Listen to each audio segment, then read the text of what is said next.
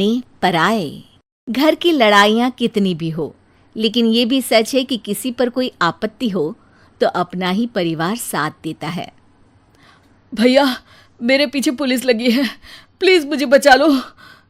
रवि और राज दो भाई, लेकिन दोनों में कभी नहीं पटी।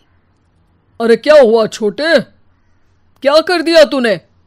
अरे कुछ नहीं भैया, मेरा दोस्त है ना राजू, वो मुझे लेकर बैंक गया था। मुझे नहीं पता भैया कि वो वहाँ बैंक लूटने जा रहा है। मैं उसके साथ बैंक में घुसते ही सीसीटीवी कैमरे में दिख गया हूँ। अब पुलिस मुझे ढूंढ रही है भैया, मुझे बचा लो। राज कुछ सोचता है, फिर कहता है, ओके, तुम यहीं रुको, मेरा एक दोस्त पुलिस में है, मैं बात करता हूँ। तभी वहां रवि की बीवी राज की बीवी के साथ आ जाती है। तुम लोगों के घर जब तक पुलिस का आना जाना है, बच्चों को यहीं छोड़ दो, उन पर असर ठीक नहीं पड़ेगा। तभी वहां पुलिस आ जाती है। चलो चलो, कौन है रवि, थाने चलो। मैंने कुछ नहीं किया, मुझे कुछ नहीं पता। अरे वो तो पुलिस स्टेशन चलकर ही पता चलेगा कि कुछ पता है कि नहीं, चलो। कहानी का फ्लैशबैक। भैया, मुझे मेरे मकान में हक चाहिए ही चाहिए। अरे लेकिन छोटे, अभी मेरे बच्चों पर काफ़ी खर्चा है, तेरी भाभी की भी तबीयत ठीक नहीं रहती, बजट बिल्कुल नहीं है कि मैं अलग होकर रहूं। देख लो भैया, 1 महीना है तुम्हारे पास, जल्दी से घर खाली कर दो। अरे कैसी बात कर रहे हैं भैया, मेरे शरीर में अभी इतनी हिम्मत भी नहीं कि घर को खाली करे। तो क्यों अपना पोषण बेचा भाभी? अरे तुम तो जानती हो, पिताजी की बीमारी के कारण उन्हें हमारी ज़रूरत थी, कैसे आते पैसे। ससुर जी तो बूढ़े थे भाभी, उनकी बीमारी में भी पैसे लगाना कौन सा अकल का काम था? तो क्या पिताजी को मैं मरने के लिए छोड़ देता? अरे रवि, तू तो समझ, पापा को हमारी ज़रूरत थी, उन्होंने हमारे लिए हर वो काम किया जिससे हमें खुशी मिले। बैक टू रवि, जो जेल में बैठा है। ये मैंने क्या कर दिया था? मैं ना पिता का हुआ ना ही भैया का, मेरे साथ जो हो रहा है ठीक ही हो रहा है। तभी वहां पुलिस वाला आता है। रवि, तुमसे कोई मिलने आया है। भाभी, आप यहाँ क्यों आई? पुलिस स्टेशन है ये भाभी।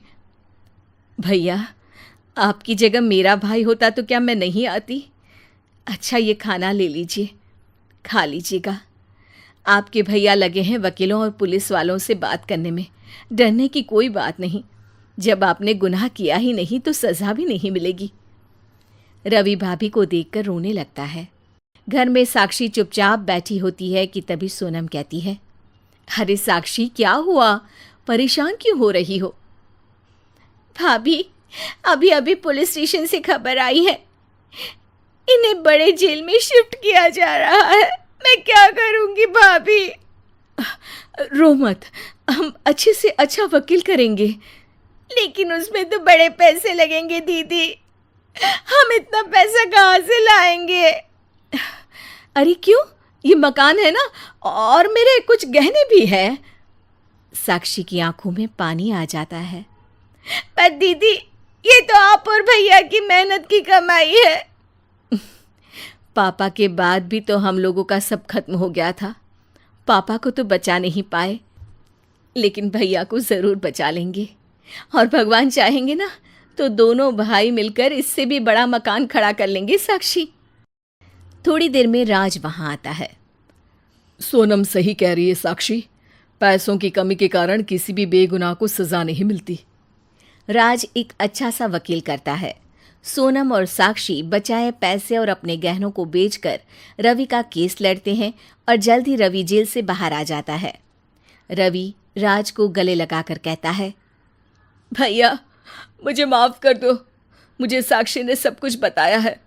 भैया, आपने मुझ पर विश्वास किया, मेरे लिए दिन रात मेहनत की, भाभी ने अपने गहने तक बेच दिए। भैया, आपने तो पापा के लिए भी पैसे नहीं देखे, लेकिन मैं बहुत ही सेल्फिश निकला। भैया, एक आखिरी बार मुझे माफ़ कर दो, मैं शर्मिंदा हूँ। अरे भाई, अपने तो अपने ही होते हैं, पापा ने हमारे लिए क्या नहीं किया ये तुम्हें बताने की ज़रूरत नहीं है मुझे।